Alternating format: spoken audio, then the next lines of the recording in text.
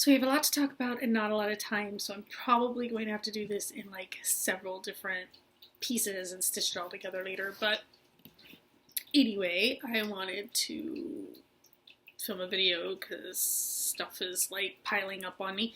What have I read?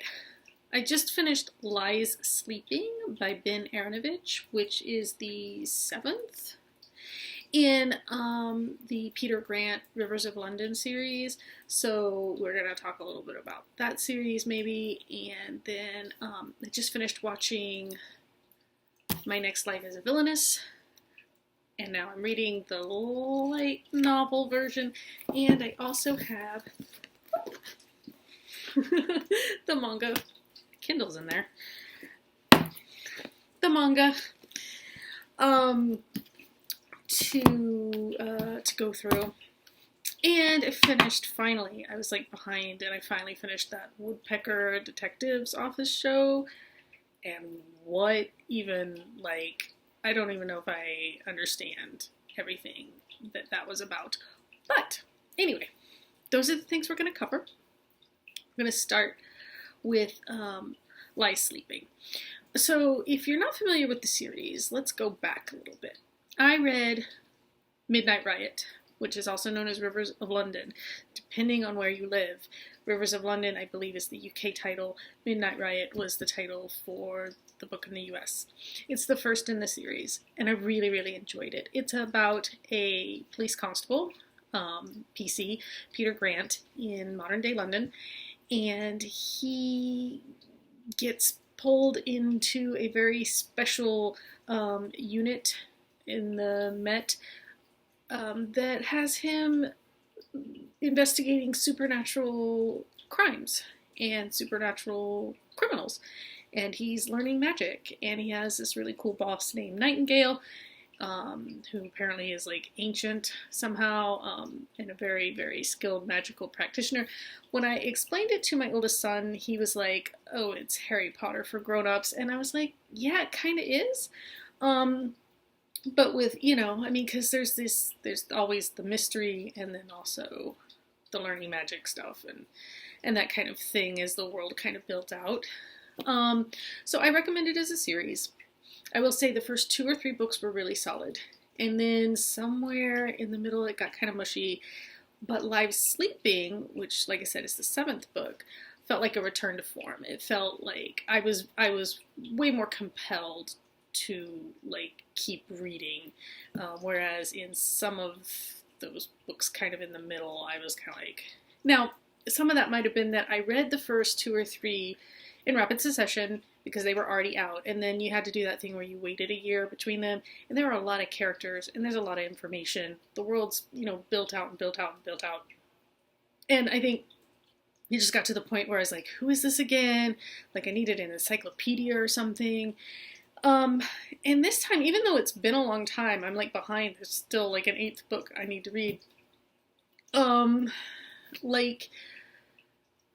I felt like I was able to follow this story very succinctly, and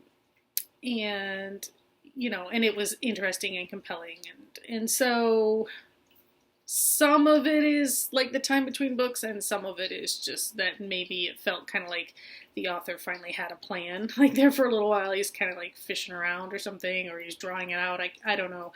I can't speak for him, right? But like that's what it felt like reading it there for a little bit, or like he just wanted to build out the world a bit before he got back to the stuff at hand. But anyway, Ben Aaronovitch, Peter Grant series, I recommend it, and Lies Sleeping was really good, and False Value, I think, is the name of the 8th book, so that's on my list. Taking a little break, though, because I'm reading My Next Life as a Villainess. We watched this anime. Oh my god, it's so much fun. It's just so dopey and lighthearted, and right now, in this day and age and time, it's like that's kind of what you need.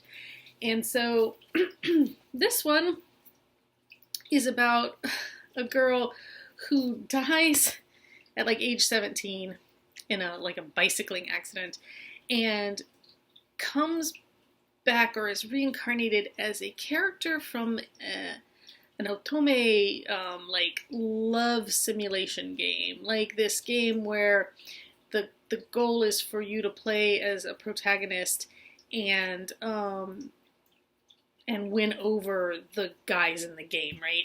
And the only thing is, she doesn't come back as the protagonist. She's reincarnated as the villainess in the game. And so her whole goal is to avoid all of the doom endings that this villainess can have by, like, I don't even know if I can explain it. Anyway, it's really funny.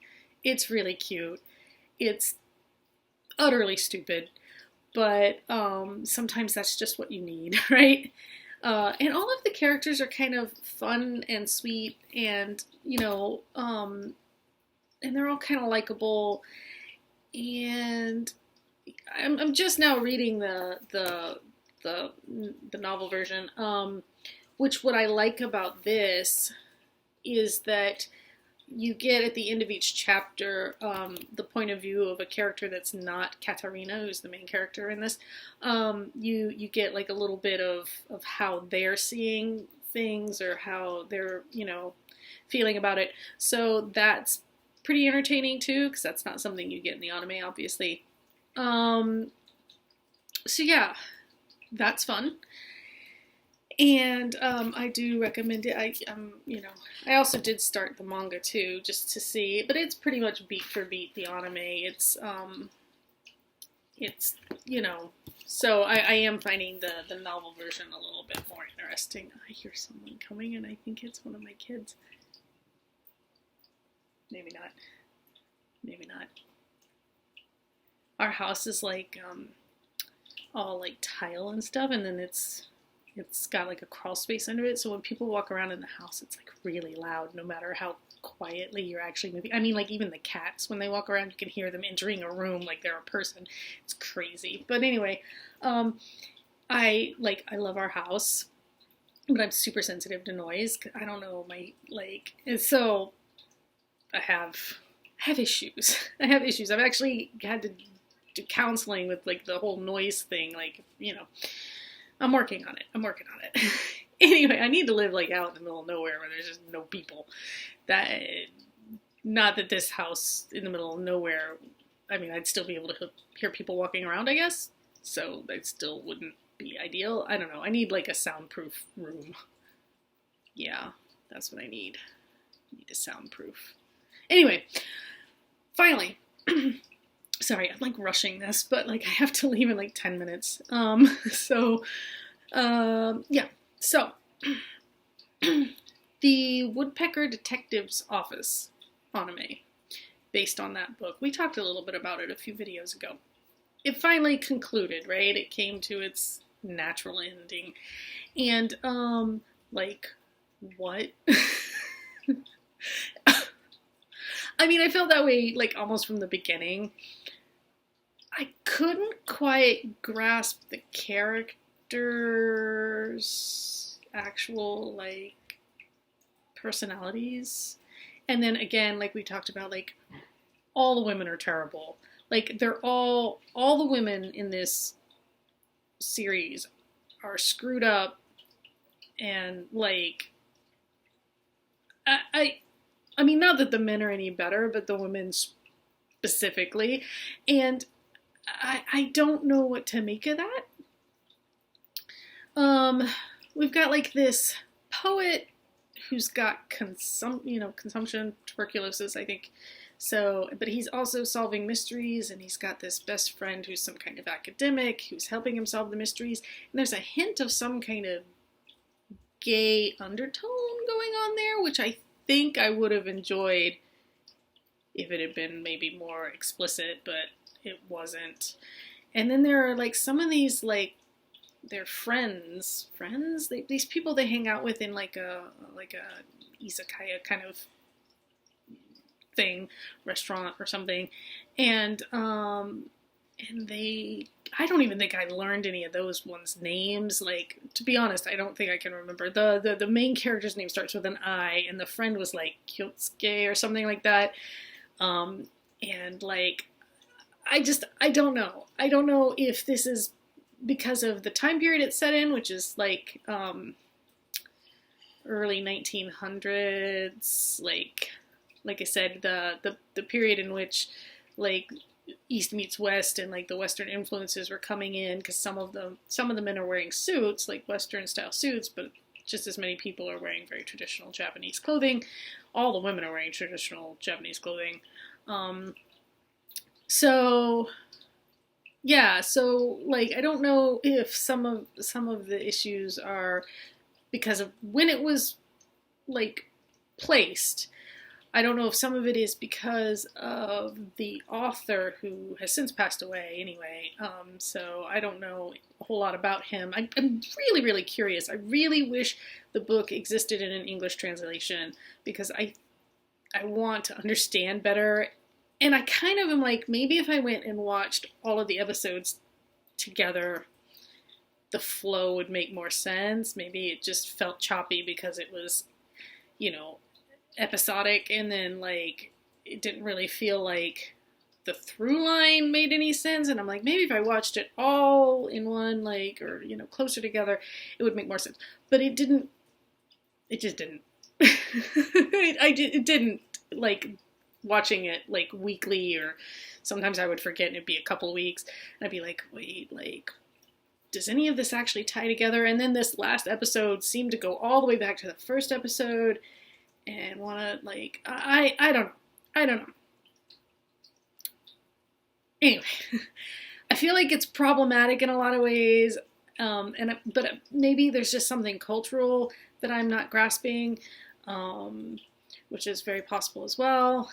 And yeah, I don't know, like, and like I said, like, there's maybe a gay subtext there, but I'm not entirely sure. It seemed like Kyosuke was kind of in love with the poet guy, and then towards the end the poet guy was like, Kyosuke was always in the center of, like, he's like, oh, all the sparkles in my life, and Kyosuke was the center of it the whole time.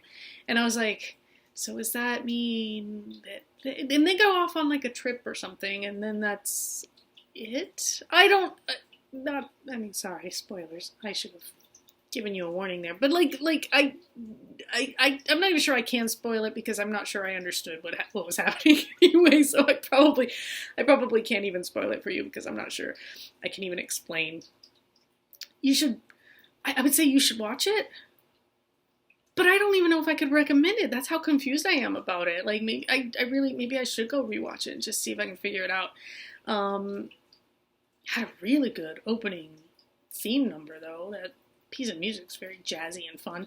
And yeah, I just, like I said, I wish it existed in an English translation, the novel that it was based on, which kind of felt like maybe Adventures of Sherlock Holmes, where there's like all these like individual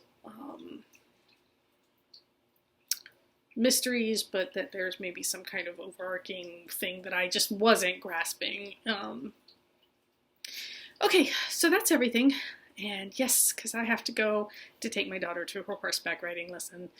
She's got a horse show this weekend, and so she needs to get in these last practices, very intense and all that kind of thing. But yes, Peter Grant, read it.